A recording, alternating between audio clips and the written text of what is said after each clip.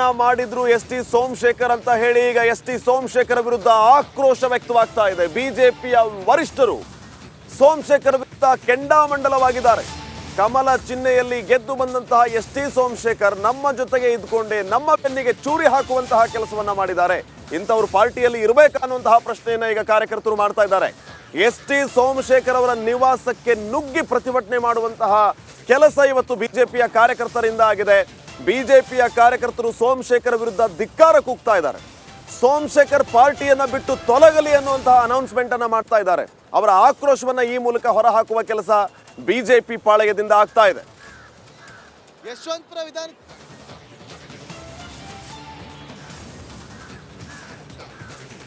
T Somashekar ಅವರ ನಡೆ ನಿರೀಕ್ಷೆಗೂ ಮೀರಿದ್ದು. ಯಾಕೆ ಈ ರೀತಿ ಟಿ ಸೋಮಶೇಖರ್ ಮಾಡಿದ್ರು ಅನ್ನುವಂತಹ ಪ್ರಶ್ನೆ ಬಿಜೆಪಿ ನಾಯಕರನ್ನ ಕಾಡ್ತಾ ಇದೆ. ಟಿ ಸೋಮಶೇಖರ್ ಹಲವು ಕಾರಣಗಳನ್ನು ಕೊಡ್ತಾ ಇದ್ರು. ಅಡ್ಡ ಮತದಾನಕ್ಕೆ ಅನುದಾನ ಕೊಟ್ಟವರಿಗೆ ಮತ ಹಾಕ್ತೀವಿ ಅಂತ ಹೇಳಿದ್ರು. ಕೇಂದ್ರ ನಾಯಕರು ನಾವು ಹೋಗಿ ಭೇಟಿ ಆಗಬೇಕು ಅಂತಂದ್ರೆ ನಮಗೆ ಸಮಯ ಕೊಡಲಿಲ್ಲ, ಅಪಾಯಿಂಟ್ಮೆಂಟ್ ಕೊಡಲಿಲ್ಲ, ನಮಗೆ ಅವಮಾನ ಮಾಡಿದ್ರು ಅಂತ.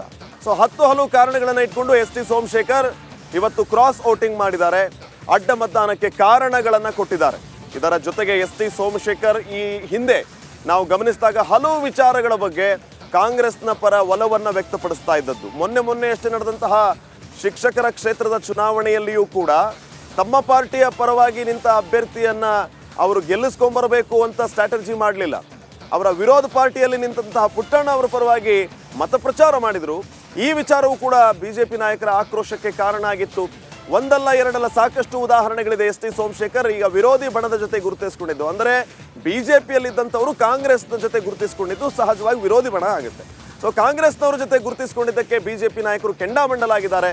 ಅದರಲ್ಲೂ ಇವತ್ತು ಕ್ರಾಸ್ ವೋಟಿಂಗ್ ಮಾಡಿರೋದು ಅಕ್ಷರಶಃ ಅಕ್ಷಮ್ಯ ಅಂತ ಹೇಳಿ ಬಿಜೆಪಿ ನಾಯಕರು ಈಗ ಕೆಂಡ ಕಾರ್ತಾ ಇದ್ದಾರೆ ಎಸ್ ವಿರುದ್ಧ. ಟಿ ಸೋಮಶೇಖರ್ ಅವರ ನಡೆ ಯಾರು ಕೂಡ ಊಹೆ ಮಾಡೋದಕ್ಕಾಗೇ ಇರಲಿಲ್ಲ. ನೋಡಿ, ನಮಗೆ ರಾಜ್ಯದ ರಾಜ್ಯದ ಕಾರ್ಯಕರ್ತರಿಗೆ ಮತ್ತು ನಾಯಕರಿಗೆ ಹೇಗಿತ್ತು ಅಂತ ಗೊತ್ತಿಲ್ಲ. ಆದರೆ ಸ್ಥಳೀಯ BJP ನಾಯಕರ ಜೊತೆಗೆ ಅವರು ನಮ್ಮ ಕಾರ್ಯಕರ್ತರ ಜೊತೆಗೆ ಸಂಬಂಧ ಮುರ್ಕೊಂಡು ಈಗಾಗಲೇ ಹೆಚ್ಚು ಕಡಿಮೆ 4-5 ತಿಂಗಳಾಗಿದೆ. ಅವ್ರ ಜೊತೆಗಿರುವಂಥವ್ರೆಲ್ಲರೂ KPCC ಆಫೀಸಲ್ಲಿ ಜಾಯ್ನ್ ಆಗಿರುವಂಥ ಕಾಂಗ್ರೆಸ್ಸಿನ ಕಾರ್ಯಕರ್ತರು.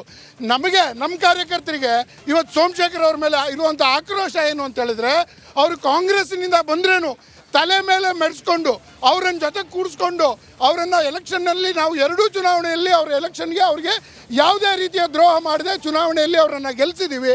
ಈ ಕ್ಷೇತ್ರದ ಜನ ಗೆಲ್ಲಿಸಿದ್ದಾರೆ.